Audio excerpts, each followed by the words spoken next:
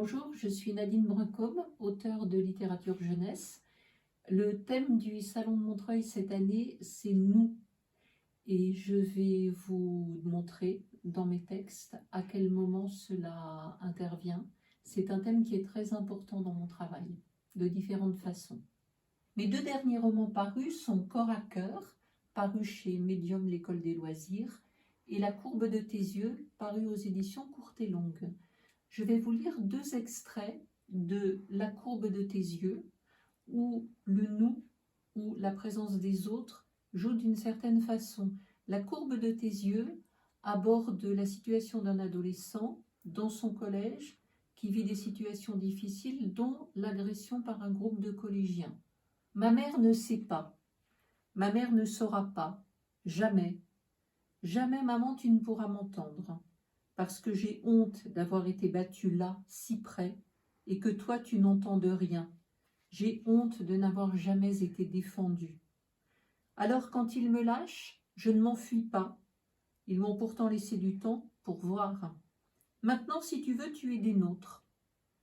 J'entends Arnaud tout près de mon oreille. Je mets un temps à comprendre ce qu'il me dit. Brusquement, le monde bascule.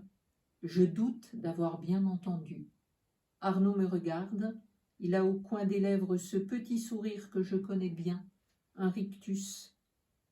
Alors comme ça, c'est un rituel que je viens de subir. Depuis des années, les coups, ce serait un rituel? À présent, je peux donc entrer dans la bande, la porte m'est grande ouverte. C'est à toi de voir, ajoute Arnaud d'un ton qui se veut rassurant. Dans le premier extrait, Benoît pense qu'il va être intégré à la bande, qu'on l'accepte et que lui va pouvoir être violent pour être intégré à la bande. Et dans le deuxième extrait que je vais vous lire, il va vite déchanter et il va se retrouver seul. Ils ne sont pas là.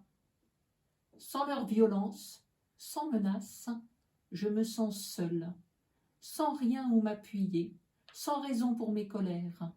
Je pense alors au mal que j'ai fait à ma mère. Je me retourne. Là-bas, elle a soulevé le rideau et me regarde à travers la vitre. Elle a ce même regard de colère et elle le tourne contre moi, parce qu'elle ne soulève le rideau qu'aujourd'hui et qu'il n'y a plus rien à voir, parce qu'hier elle était sourde, parce qu'hier elle n'a rien vu, rien entendu. Je ne bouge pas. Je reste debout dans son regard de haine.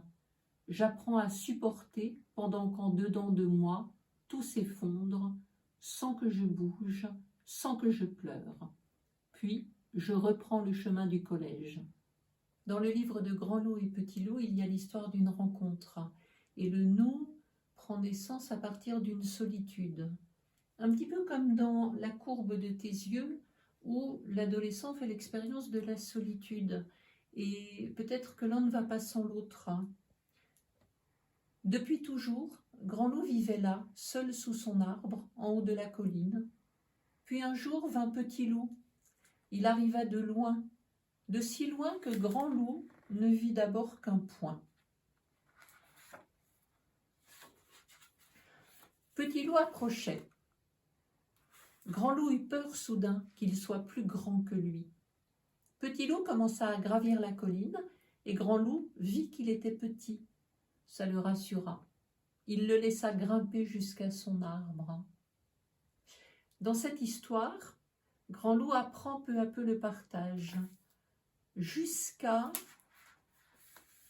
la perte du petit loup, qui, quand il revient, permet au Grand Loup de dire « Sans toi, dit Grand Loup d'une très petite voix, je m'ennuie. »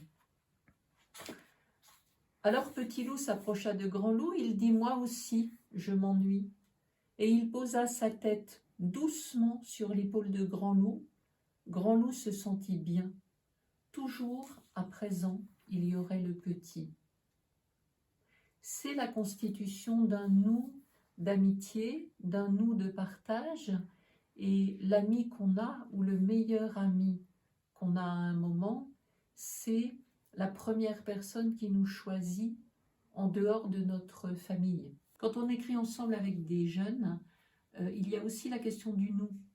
Chacun apporte quelque chose à notre imaginaire commun qui va nous permettre à chacun d'aller plus loin dans notre écriture. Et chacun peut trouver son chemin d'écriture avec le support d'un imaginaire collectif. Au plaisir de nos rencontres prochaines à travers les livres ou en présence pour écrire ensemble.